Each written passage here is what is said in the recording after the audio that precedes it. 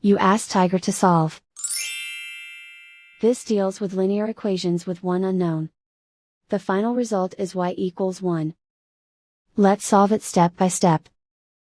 Group all constants on the right side of the equation. Subtract 1 from both sides.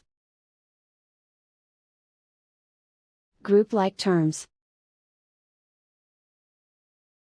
Simplify the arithmetic.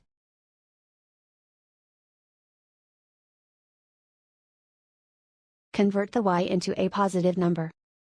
Multiply both sides by -1. Remove the ones.